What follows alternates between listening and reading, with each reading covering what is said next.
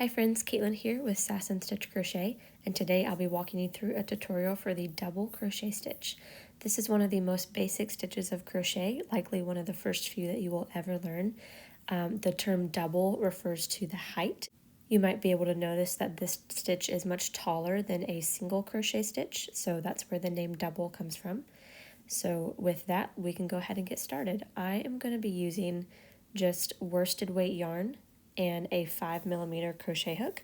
You can use any yarn you have and any corresponding hook to practice this stitch. So we'll be starting off by making a slip knot.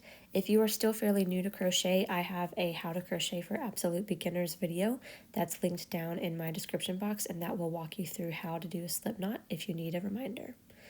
I'm just going to go ahead and make mine.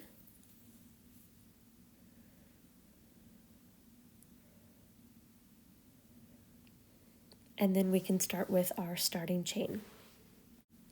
You can chain any number that you would like to practice this stitch. I would recommend at least 15 chains, which is what I'm going to be doing here. So chain is yarn over and pull through the loop on your hook. Yarn over and pull through the loop on your hook. I'm going to be making 15 chains.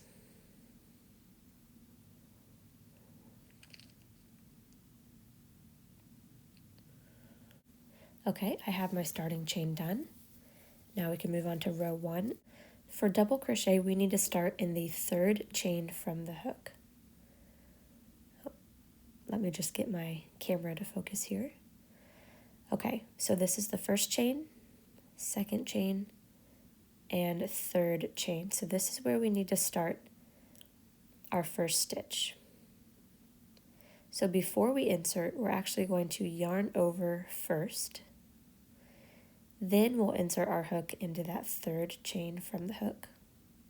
So we have 3 loops on our hook now. We're going to yarn over and just pull through the chain. Just pull through 1 loop. Now we'll yarn over and we'll pull through the next 2 loops on our hook. Yarn over again and pull through the last 2 loops on your hook. And that is 1 double crochet. Let's do that again together. So we just worked into this chain with the big hole. We're going to work into the next chain now. So we start with a yarn over first, insert into the chain, yarn over and pull through 1, yarn over and pull through 2, yarn over and pull through 2. That is another double crochet. So you can see the stitch starting to form. It's a little bit of a taller stitch. Let's do that again together. Yarn over, insert into the next chain, yarn over and pull through 1, yarn over and pull through 2, yarn over and pull through 2.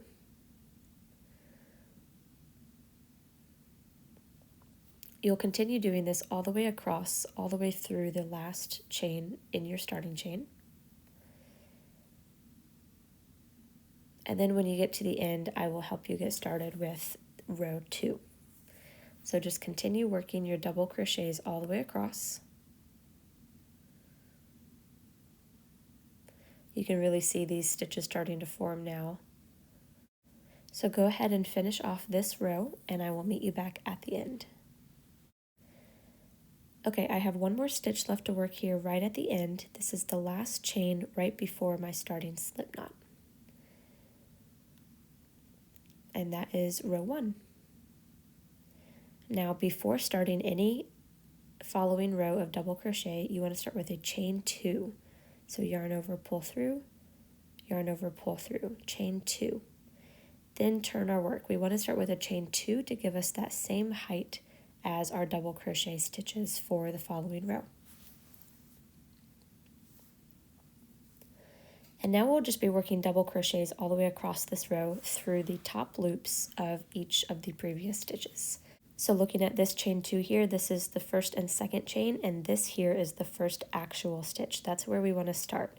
So yarn over and insert into that first stitch. So you have those 3 loops on your hook. Yarn over and pull through the stitch. Yarn over, pull through 2. And yarn over, pull through 2. Let's walk through that one more time. Yarn over, insert into the next stitch. Yarn over, pull through the stitch. Yarn over, pull through 2. Yarn over, pull through 2. So the same thing we did before in the first row, you're just now working into the tops of stitches from the previous row.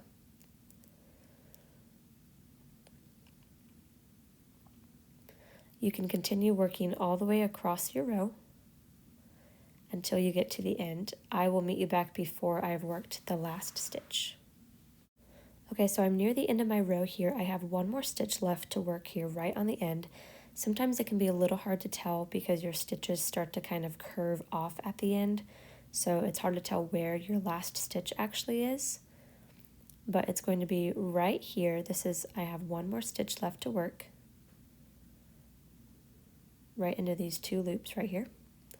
So I'll do my last double crochet, and that's the end of row 2. Now you can always check your stitch count by thinking about how many you started with your starting chain. So if you started with a chain of 15, you're going to have 13 stitches all the way across. You'll always have 2 less than your starting chain. So you can always count your stitches and double check your work to make sure you haven't added or dropped any stitches. This chain 2 here does not count as a stitch. So you can start counting in the first stitch here and count all the way across. You can always do this at the end of your row just to double check your work. Okay, so I'm going to put in my hook and I will get you started one more time with the next row. Again, before the start of any row, you are going to start with a chain 2. So chain 1, chain 2, turn your work, and your yarn over and just start inserting into that first stitch. And you can work double crochets all the way across the row. And that is about it for the double crochet stitch.